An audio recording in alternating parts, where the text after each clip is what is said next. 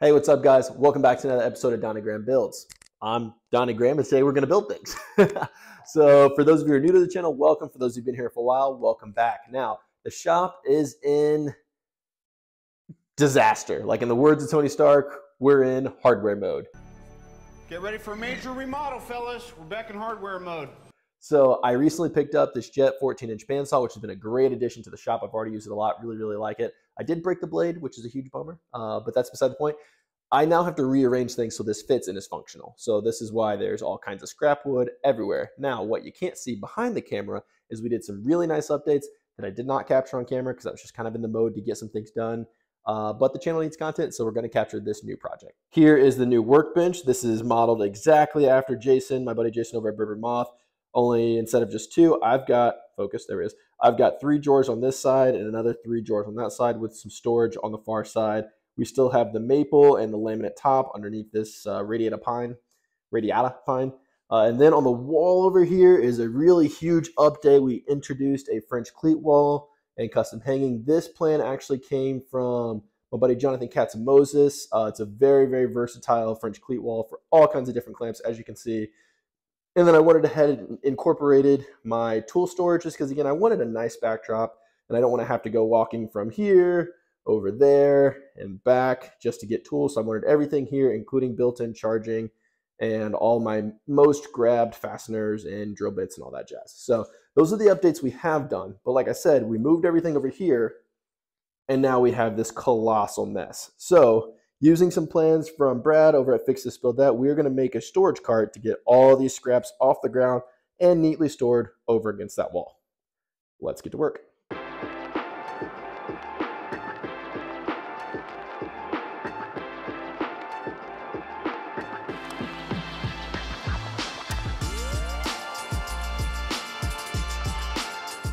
Alright guys, it is finally time to clean up this mess. The first step in this process is going to be breaking down the plywood. Like I said in the intro, this is really cheap radiata pine. You don't need anything fancy for this. I'm breaking it down using a drywall square and my track saw, but if you don't have a track saw, you can accomplish the exact same thing with a circular saw and a straight edge and a couple of clamps. Track saw just speeds up the process a little bit.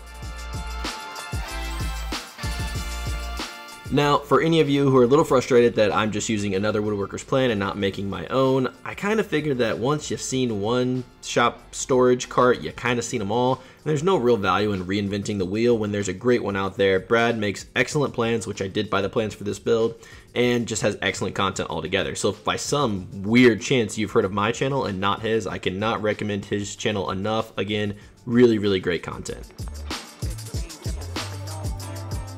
Anyway, with all the plywood getting ripped down, we could turn our attention over to the 2x4s. Now, anytime I have to do a batch cut, I don't have a very good miter saw setup to do consistent stop blocks.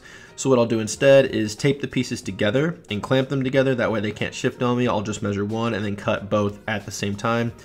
I want to build a miter saw station in the future, but right now with the shop in chaos, I want to get everything where I want it to go and then see what room I have left for a dedicated area for the miter saw. It's not a tool I use often, so I don't want to have a huge saw station that's going to be underused and eat up a lot of my space. Before long, we had all of our pieces ready to go, all lined out on the workbench, and I couldn't help but take one more look at that beautiful wall. I mean, mwah, beautiful. Moving along.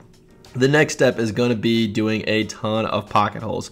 Fun fact, I thought my pocket hole jig was on the fritz and then I replaced the bit itself and now it is smooth as butter. So if you're having issues, double check your bit and make sure that it's not doling out on you. I'd had that one for about 2.5 years and it was time. Alright, now moving on to the assembly of what I'm going to call the subfloor of the wood cart. Again, this is made out of the 2x4s. We're using pocket holes to pull everything together. Anytime I need to drive in pocket holes, no matter what the structure is, I like to try to clamp the pieces together because the holes are drilled at an angle, and as you drive the screw, it will shift the board on you. So if you're new to pocket hole screws, please be aware of that. It can be a huge headache later when you need things to be coplanar, and they're not. I also like to use spacers, that way I can keep everything nice and even, and I just repeat this process working down the subfloor until everything is together. Then I can flip it over and look at applying the actual floor of the cart.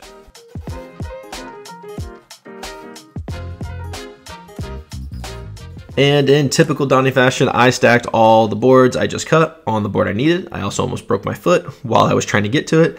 Thankfully, I did not catch any toes. I could move it in place, swing around to the other side of the table, and channel my inner Brad Rodriguez to lay out all my specific holes, evenly spaced, for all my screws.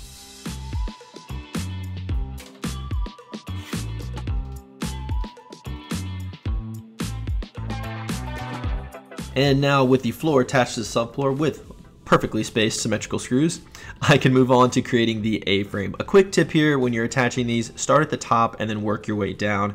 That way, if the spacing in between shelves isn't 100% perfect, you just have a shorter shelf at the bottom as opposed to a mismatched shelf at the top or a stretcher that no longer fits that gap. Now, I wanted to make sure that this was mobile around the shop. Again, this is a 2-car garage, so everything needs to be on casters. I splurged a little bit and got really nice casters. These are rated for 350 pounds a piece. I attached them using pocket hole screws, and they all have locking mechanisms on them. They work really, really well. They're really smooth, and one of the key takeaways I can give you from my years of experience building out my shop is don't cheap out on the wheels. Wheels make a huge difference in how well your things function. As for attaching those A-frames, for the end ones, I was able to clamp them to the actual cart and secure them down with pocket hole screws through the legs down into the floor and subfloor. The 2 center supports were a little bit more challenging, so I just gave it the old shoulder lean.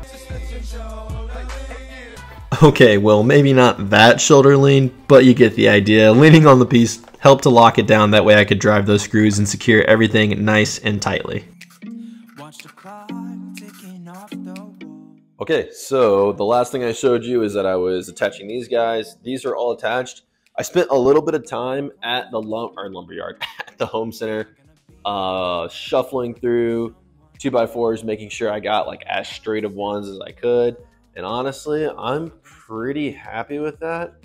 They're pretty coplanar. I don't know if that's picking up well on camera, but I don't think I'm gonna have any real issues with things not lining up once I start attaching the runners here. But yeah, so basically we've got these 2 strips that are 2 3/4 inches tall, and they'll attach here, and I'll be able to lay sheets across, and that'll keep them from falling over. And then these guys are going to run parallel up on both sides, so just serve, that's the word, serve as a little bit of a backboard for plywood sheets to lean against. That way, if you have something that's thinner than just your 2 posts, it won't just fall down the center. And then we'll fill in these center spots with additional Luan plywood storage. That way you can slide offcuts in there as well. So we're getting every section of this just maximal functionality. Again, huge shout out to Brad for Fix This Build That. These plans were super easy to follow. I got this part put together in just a couple hours last night, and hoping to maybe wrap it up tonight, maybe tomorrow, depending on how things shake out. But for now, let's keep moving. Now, as for attaching these, I decided to first brad nail them in place to keep them from shifting around on me. Then I went back and countersink and sunk screws into each location, making sure I had optimal structural support here, because again, these are going to be holding a lot of sheets of plywood, and I don't want anything to break that and come sliding off, make a big mess, or worse, fall and get somebody. Working our way up from there, I used a couple of clamps to hold the support pieces on the A-frames. As I attached them, I just did 1 screw per frame and then lined those boards up with the support structures that ran in between the inside of the A-frame. I don't know if that's the exact placing you need, but it seemed consistent and looked symmetrical, so I ran with it. Pretty much rinse and repeat from here. Worked out really, really well.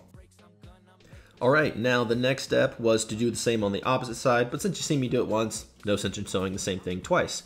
Now, I needed to get it to the floor so I could attach another compartment here and work on the internal storage. That introduces not necessarily the sponsor of the video, but I did reach out to a company. I've been looking to get a hydraulic shop cart in the garage just because I think it would be nice for this exact reason, to be able to lower bigger things down from the workbench to the floor safely without hurting my back or needing an extra set of hands, which I don't always have.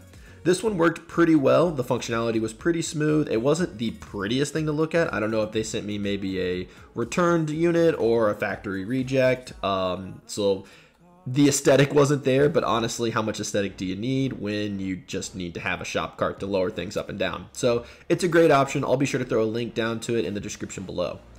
With the internal Luan plywood pieces there for internal storage, we can move on to this final external component, which is just an upright that'll support smaller offcuts that are really narrow that you don't want to lose in the deep storage in the center of the cart. This attaches with a couple of quick pocket hole screws and has a couple of braces up front to keep things from falling out. This is great for me because I am notorious at keeping small hardwood offcuts like walnut or white oak because you just may need it someday and you hate to throw them away. I do need to get better at that. Hopefully this shop cart will give me a limited space that if I can't fit it on the cart, then I need to toss it out or get rid of something on the cart. Finally, with everything put together, I can finally start loading this up and get all the scrap wood off the floor of my shop. And this thing holds so much material. I was super pumped. I was able to even go back to my hardwood stash that I keep behind my toolbox and clear all of that out and get it on the cart and organized by species and by size. And it's just a huge addition to my shop in terms of functionality and overall storage. Huge thanks again to Brad for this awesome cart and this awesome set of plans. I'll leave a link to his video and the set of plans down in the description below. And we'll give one final glamour shot here to show you guys what this looks like. Pretty happy with it. This helped me get all the scrap wood pieces off my floor and into one organized location. Excuse the pieces that are still on the ground and the shoddy camera work. I'm actually going to throw those pieces in the fire bin and do a better job of not trying to hold on to things that I know I'm not going to use. With everything cleaned up, I actually found a great spot near the side of the garage that I could store this whole cart. It does slope a little bit because it's a garage and rain needs to drain out, but I just added a quick bungee cord on some of the smaller plywood pieces and that kept them from falling over. When I need it, I can wheel it out, pick through what I want or need for a project, and when I'm done, I can push it back over, keeping it low profile and against the wall and freeing up space for future projects. Speaking of future projects, if you've enjoyed this video and if you're still sticking around, definitely hit that subscribe button. I've got a ton of other content on my channel that you might enjoy, and I'm putting out new project videos about once a month.